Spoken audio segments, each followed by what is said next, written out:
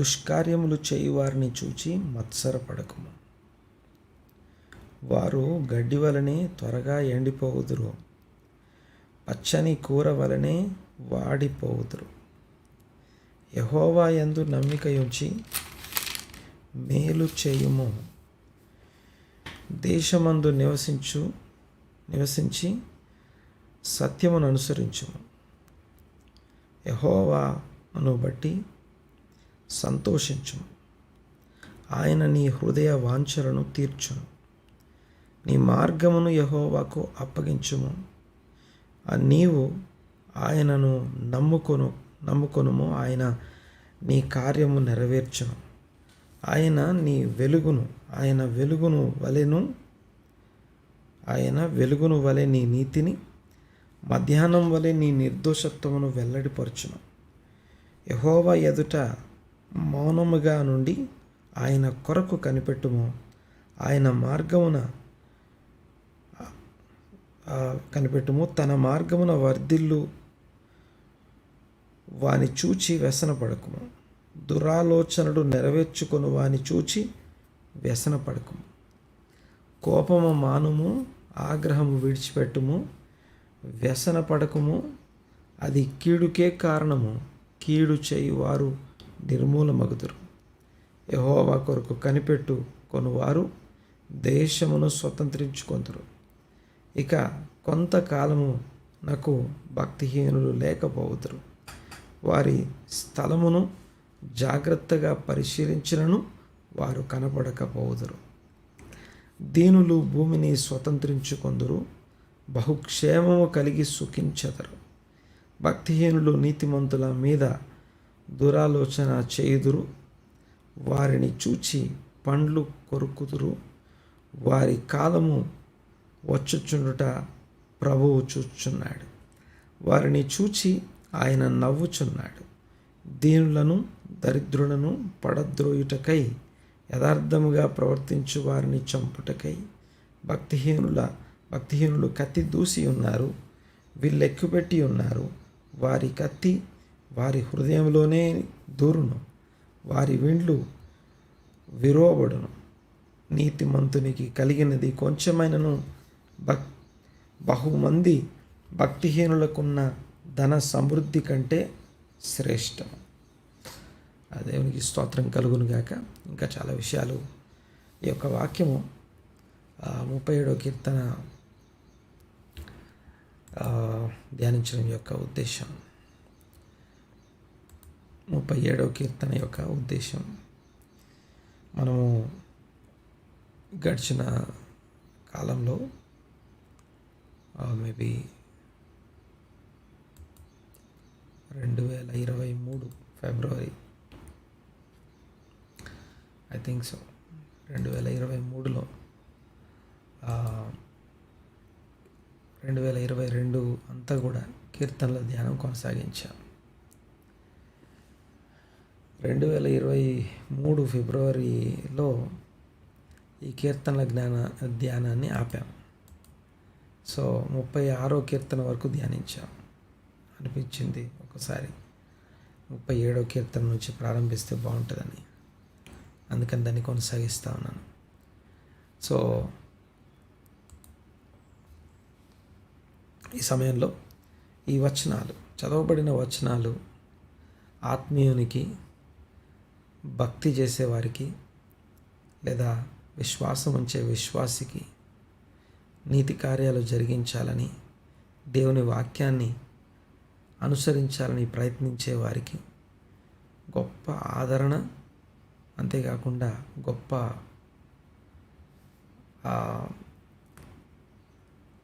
ఉజ్జీవకరమైనటువంటి ప్రోత్సాహకరమైనటువంటి మాటలు ఇందులో మనకు కనపడతాయి. ప్రోత్సాహాన్ని మనం ఇందులో చూస్తాం. దేవునికి స్తోత్రం కలుగును గాక. దేవుని సన్నిధిలో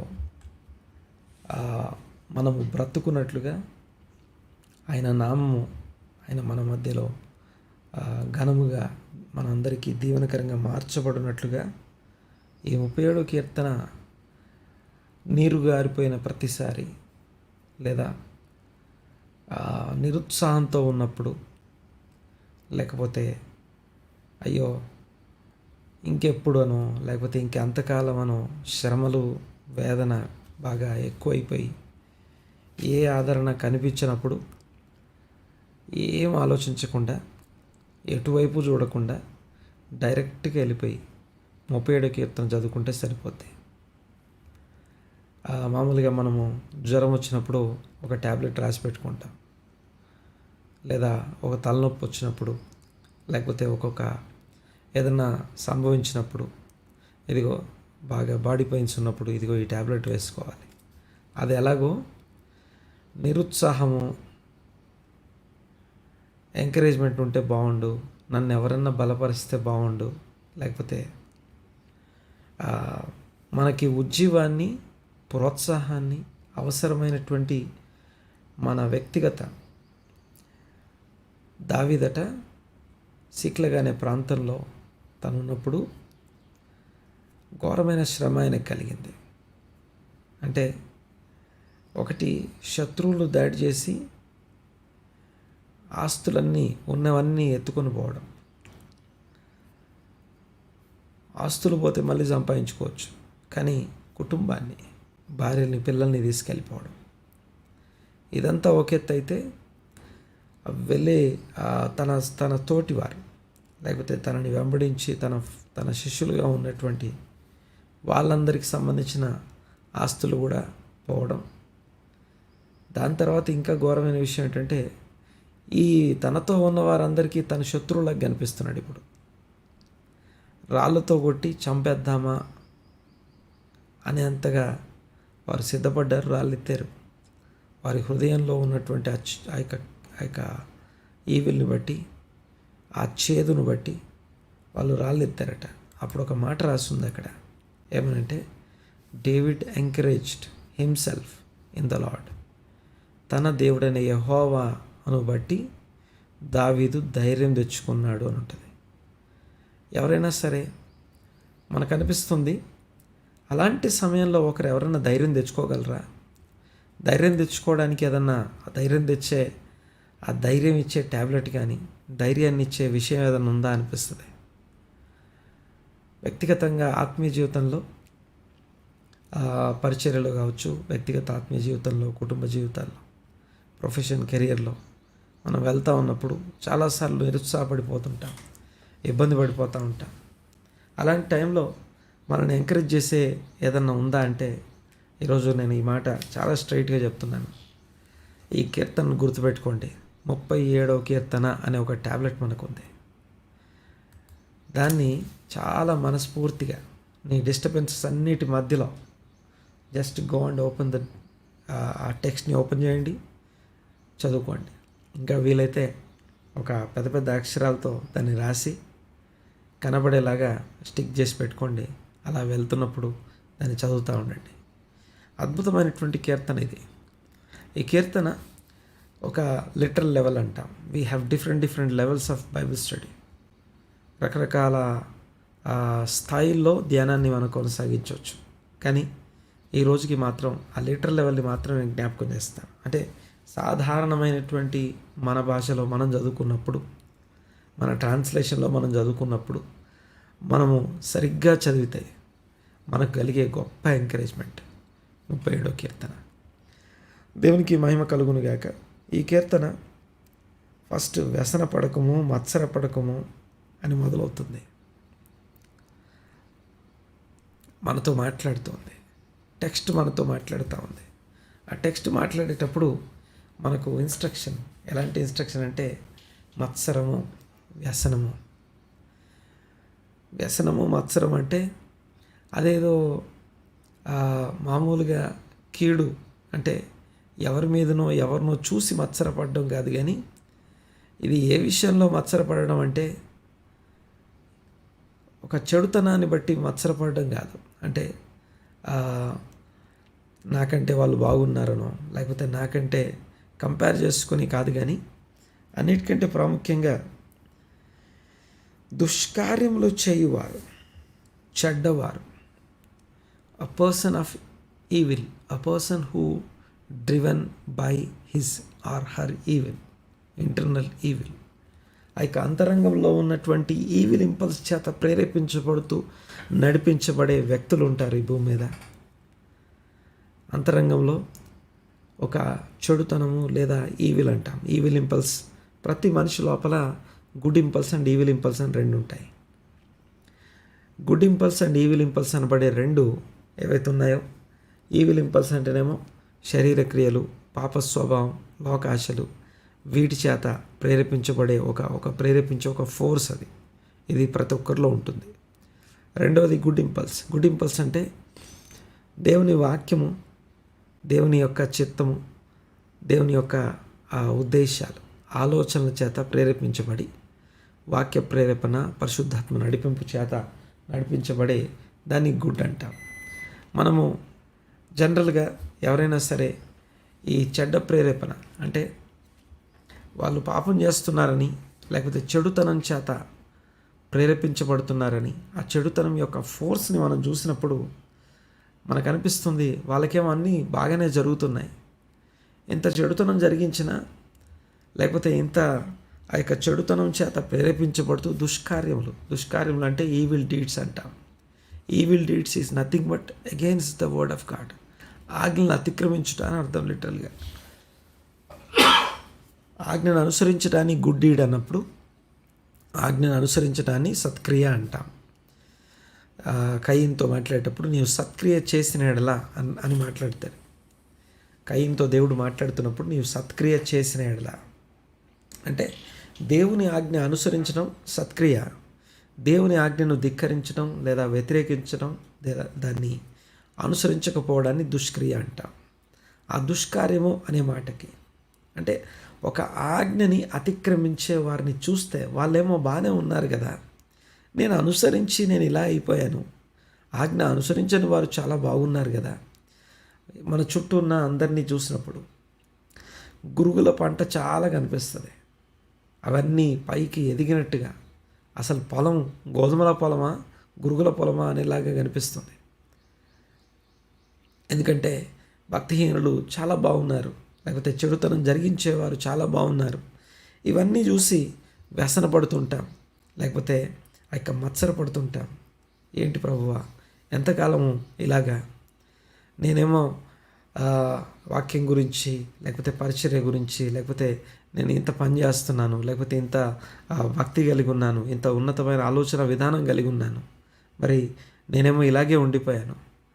మిగిలిన వాళ్ళందరేమో భక్తిహీనతను అనుసరించేవారు, స్వలాభాపేక్షతో, లేకపోతే రకరకాల వ్యామోహాలతో, లేకపోతే దుష్కార్యాలతో వెళ్ళే వాళ్ళు, ఆ యొక్క ఈవిల్ ఫోర్సెస్ చేత నడిపించబడే వాళ్ళందరూ బాగున్నారు అని వ్యసనపడేటప్పుడు, మత్సరపడేటప్పుడు ఈ వాక్యం మనతో చెప్పే మాట, ఫస్ట్ వాళ్ళందరినీ చూసి వ్యసనపడకు, చూసి వ్యసనపడకము అని చెప్పబడతా ఉంది. ఈ చూచి అనే మాట జాగ్రత్త వినాలి ఒకసారి. మొదటి 2 వచనాల్లో చూచి వ్యసనపడకము అని ఉంది కదా. మరి చూడకుండా ఎలా ఉండాలి, చూడకుండా ఎలా ఉండగలము, చూడకుండా జీవించడం సాధ్యమేనా? సో ఈ చూడడమే మనం డిస్టర్బ్ చేస్తూ ఉంది కదా. అంటే కళ్ళు మనం నడిచేటప్పుడు, లేకపోతే మనం చుట్టూ అలా ఆలోచించినప్పుడు చూస్తూనే ఉన్నాం కదా. గమనించండి ఒకసారి. ఈ చూడడం అనే మాట ఒకటి మీకు జ్ఞాపకం చేస్తాను నేను. హెబ్రీలకు రాసిన పత్రిక 12వ అధ్యాయం 1వ వచనం. హెబ్రీలకు రాసిన పత్రిక 12వ అధ్యాయం 1వ వచనం. 11వ అధ్యాయం అంతా కూడా ఆ యొక్క మనం అంటాము విశ్వాస వీరుల లిస్ట్ మనం చూస్తాం. అనగా ఆ యొక్క యోధులు, అనగా విశ్వాస్యతను ప్రదర్శించిన గనులైనటువంటి వారి యొక్క లిస్ట్ని 11వ అధ్యాయం అంతా చూస్తాం. విశ్వాసమును బట్టి అని హేబేలు దగ్గర మొదలుపెట్టి అనేకులు ఉన్నట్టుగా దావీదు, యెఫ్తా, గిద్యోను, ఇలాగా బారాకు, ఇలాగ మొత్తం అందరి పేరు చెప్తూ వీళ్ళందరూ విశ్వాసాన్ని బట్టి రాజ్యాలు జయించారు, విశ్వాసాన్ని బట్టి యుద్ధాలు చేశారు, విశ్వాసాన్ని బట్టి అగ్ని బలమును ఆర్పేశారు. ఇలాగ చెప్తూ విశ్వాసమును బట్టి అని మాట్లాడి క్లోజ్ చేస్తూ 12వ అధ్యాయం ప్రారంభమవుతుంది. హెబ్రీ పత్రిక 12వ అధ్యాయం ప్రారంభమవుతూ అప్పుడు రాసిన మాట ఏంటో తెలుసా? మొదటి మాట ఒక్కసారి చదువుదాం మాట, ఎవరినొకరు చదవండి ఒకసారి. హెబ్రీయులకు రాసిన పత్రిక ఇంత 12:1 చదవండి. ఇంత గొప్ప హెరోల్ సాక్షి కుమార్. ఇంత సమూహము గొప్ప సాక్షి సమూహము మేఘము వలె మనలను ఆవరించినందున ఆ, మనము కూడా ప్రతి భారమును సులువుగా చిక్కులబెట్టు పాపమును విడిచిపెట్టి విశ్వాసమునకు కర్తయు దానిని కొనసాగించువాడునైన యేసు వైపు చూచుచు మన ఎదుట ఉంచబడిన పందెములో ఓపికతో పరిగెత్తుదము. ఎస్, ఆయన తన ఎదుట ఉంచబడిన పందెమును ఆనందము కొరకై అవమానమును నిర్లక్ష్యపెట్టి శిలువను సహించి దేవుని సింహాసనం యొక్క కుడి పార్శ్వమున ఆసీనుడయ్యున్నాడు. దేవునికి మహిమ కలుగును గాక. చూడండి ఒకసారి, యేసు వైపు చూచి. ఈరోజు నేను ఒకే ఒక్క మాటని మీకు జ్ఞాపకం చేయాలనుకుంటున్నాను. చూచి అనే పదం అనగా చెడ్డవారిని చూచి, దుష్కార్యములు చేయువారిని చూచి. ఈ 2 వచనాల్లో ఈ చూడడం వల్ల మనలో వ్యసనము, మనలో మత్సరం కలుగుతూ ఉంది. మత్సర పడకము, వ్యసన పడకము. కానీ దేన్ని చూడమని చెప్తున్నాడంటే, విశ్వాసమునకు కర్త కొనసాగించువాడైన యేసు వైపు చూస్తూ ఉండు. ఇంత గొప్ప సాక్షి సమూహం మనల్ని ఆవరించి ఉందట. అంటే నీతి జరిగించిన వారు, ఆజ్ఞలు అనుసరించిన వారు, విశ్వాసంతో తమ క్రియలు కొనసాగించిన వారైనటువంటి భక్తుల జీవితాలు మన చుట్టూ ఉన్నాయి కదా. వారందరూ ఒక మాటలో చెప్పాలంటే, నువ్వు నేను ఎలా ఉన్నామంటే చాలా ఒంటరిగా, ఎవరు లేనివారుగా ఉన్నట్టుగా మనం కనపడతాం. కానీ యాక్చువల్గా మనం ఎవరు లేనివారం కాదు. ఒక పెద్ద స్టేడియంలో మనం ఉన్నాం. ఆ స్టేడియంలో పరుగు పందెం జరుగుతూ ఉంది. విశ్వాస పరుగు పందెం జరుగుతూ ఉంది. దేవుని మీద ఆధారపడి విశ్వాసం ఉంచి నీతి క్రియలు జరిగిస్తూ మంచి పనులు చేస్తూ దేవుని ఆజ్ఞలు అనుసరించడం కోసం ఆ అనుసరించిన వారైనటువంటి స్టేడియంలో నిండినటువంటి ఆడియన్స్ ఎవరంటే ఈ యొక్క సాక్షి సమూహం మనల్ని ఆవరించి ఉంది అని రాస్తుంది. అంటే ఆ సాక్షి సమూహం ఆడియన్స్ అందరూ కూడా చప్పట్లు కొట్టి ఎంకరేజ్ చేసేది ఎవరిని? ఆడియన్స్ అంతా ఎవరు అంటే హేబేలు నుండి, హేబేలు, నోవాహు, అబ్రహాము, ఇస్సాకు, యాకోబులు, హానోకు, అలాగా చదువుతూ వెళ్తూ ఉంటాం మనం. యోసేపు, ఆ తర్వాత ఒక్కొక్క లిస్ట్ మనకు కనపడుతూ ఉంది. మోషే, ఇశ్రాయేల్ ప్రజలు. సో ఇలాగా వీళ్ళందరూ ఒక గొప్ప సాక్ష్య సమూహంగా ఒక స్టేడియం నిండా కూర్చున్నారట. వాళ్ళందరూ చప్పట్లు కొట్టి ఎంకరేజ్ చేసేది ఎవరినంటే విశ్వాసంతో నీతి క్రియలు జరిగించడం కోసం, విశ్వాసంతో దేవుని యొక్క ఆ సన్నిధిలో నిందారహితంగా నిర్దోషత్వంతో జీవించే నీ కోసం చప్పట్లు కొడుతూ వాళ్ళు ఎంకరేజ్ చేస్తున్నాడు. ఎంత గొప్ప సాక్షి సమూహం మనలను ఆవరించి ఉండగా వాళ్ళు మనల్ని ఎంకరేజ్ చేస్తూ ఉంటే దేవునికి స్తోత్రం కలుగును గాక. మనం చూడాల్సింది ఈ యొక్క వ్యసన పడాల్సింది, మత్సరపడే విధంగా మనల్ని వ్యసనం వైపు, మత్సరం వైపు డిస్ట్రాక్ట్ చేసే విధంగా చెడ్డవారు, దుష్కార్యములు చేసేవారు ఎవరైతే ఉన్నారో వారి వైపు కాదు, కానీ ఆ యొక్క యేసు వైపు చూడమని చెప్తున్నాడు. విశ్వాసమునకు కర్తయు కొనసాగించువాడైనా యేసు వైపు చూడు. అంటే యేసు వైపు ఎక్కడ చూడాలి అంటే సిలువను చూడమంటాడు. ఆ సిలువను కూడా ఎక్కడ చూడాలి అంటే సిలువను యేసు సహించిన విధానాన్ని చూడమంటాడు. ఎందుకు యేసు సిలువను సహించాలి అంటే సిలువను సహించడం యొక్క దాని యొక్క రిజల్ట్ ఉంది కదా. ఏంటంటే దేవుని తండ్రి కుడి పార్శ్వం మీద అక్కడ ఉండే ఆ యొక్క భాగ్యము ఎలా పొందగలిగాము అంటే అది సిలువను సహించడం ద్వారా. దేవునికి మహిమ కలుగును గాక. ఈ మాటలు మన వ్యక్తిగత హృదయాల్లో, మన వ్యక్తిగత జీవితాల్లో స్థిరపరచబడి ఆశీర్వాదకరంగా మార్చబడును గాక. సిలువను చూస్తూ, సిలువను సహించిన యేసు వైపు చూస్తూ, భక్తిహీనతల వైపు లేకపోతే చెడ్డవారి వైపు వారిని చూసి వ్యసనపడడం లేకపోతే ఆ యొక్క మత్సరపడడం ఆపేసి వ్యసన పడకము ముందు యేసు వైపు చూడడం ప్రాక్టీస్ చేయమని చెప్తున్నాడు. దేవునికి స్తోత్రం. అద్భుతమైనటువంటి ఎంకరేజింగ్ కీర్తన చదువుతూ ఉండండి. మనం ప్రతిరోజు దీన్ని ధ్యానాన్ని కొనసాగిద్దాం. గడిచిన నెక్స్ట్ కమింగ్ కంటిన్యూగా మనం వరుసగా కీర్తనల ధ్యానాన్ని కొనసాగిద్దాం. ప్రార్థన చేసుకుందాం, కళ్ళు మూసుకుందాం. మా పరమ తండ్రి, మా దేవ, మీకు వందనాలు, స్తుతులు, స్తోత్రం నాయన. మీ మహాకృపను బట్టి, కనికరాన్ని బట్టి వందనాలు చెల్లిస్తున్నాం. ఇదిగో ఈరోజు యేసు వైపు చూస్తూ సిలువను సహించి, ఇదిగో వ్యసన పడక, మత్సర పడక, దేవా మీకు వందనాలు. మీ సన్నిధిలో ఎలా మమ్మల్ని మేము మమ్మల్ని మేము ప్రోత్సాహపరచుకోవాలో, ఇదిగో దావీదు తనని తాను యెహోవాను బట్టి ఇదిగో ధైర్యం తెచ్చుకున్నాడని, ఇదిగో మేము ధైర్యం తెచ్చుకోవడానికి కృప దయచేయండి. ఆత్మీయంగా కొనసాగడానికి అవసరమైనటువంటి ధైర్యాన్ని, ఇదిగో స్థైర్యాన్ని, అవసరమైనటువంటి మీ యొక్క శక్తిని, బలాన్ని దయచేయండి ప్రభువా. ఇదిగో శక్తి చేత కాదు, బలం చేత కాదు, నా ఆత్మ వల్ల ఇదంతా జరుగునన్నారు. ఈ సమయంలో నాయన ప్రభువా, మమ్మల్ని వ్యక్తిగతంగా ఆత్మీయంగా స్థిరపరిచే ఉపదేశం చేత నన్ను మమ్మల్ని నింపమని వేడుకుంటూ ఏకీవించిన వారందరినీ మీ హస్తాలకు అప్పగిస్తున్నాం. ఈ కీర్తనల ధ్యానాన్ని కొనసాగించడానికి కృప దయచేయండి దేవా. మీ కొందనాలు. ఇదిగో 36 కీర్తనలు ఒక 3 సంవత్సరాల కింద మేము ధ్యానించాం దేవా. మీ కొందనాలు. ఈ సమయంలో దాన్ని కొనసాగించడానికి మరొకసారి మీరు ఇచ్చిన ప్రేరేపణను బట్టి మీ కొందనాలు. ఈ యొక్క వాక్య భాగం కొనసాగిస్తుండగా దేవా మీ కొందనాలు. ఈరోజు ఇక్కడ మాతో పాటు ఉన్న వారిని మించి అనేకులను మీరు యాడ్ చేయబోతున్నందుకు మీ కొందనాలు చెల్లిస్తున్నానైనా. అనేకులు మీరు వరుసగా రోజు ఒక్కొక్క వ్యక్తిని ఆయన ప్రభా, అనేక స్నేహితులను, బంధుమిత్రులను, రక్త సంబంధికులను ఈ యొక్క సావాసంలో యాడ్ చేస్తూ ఇదిగో అనేకులు ఈ ధ్యానం ద్వారా దీవించబట్టు కృప దయచేయమని మీ సన్నిధిని మాకు అనుగ్రహించడం, అలాగే యూట్యూబ్ లైవ్ ద్వారా కూడా ఈ యొక్క సహవాసం కొనసాగించబట్టు కృప దయచేయమని, సమస్తము సమకూర్చి జరిగించమని వేడుకుంటూ నజరేయుడైన యేసుక్రీస్తు గొప్ప నామన స్తుతించి ఆరాధించి మీ నామాన్ని గొప్ప చేస్తూ ఈ ప్రార్థన నజరేయుడైన యేసుక్రీస్తు నామని అడిగి బ్రతిమాలి వినయంతో వేడుకుంటున్నాము తండ్రి.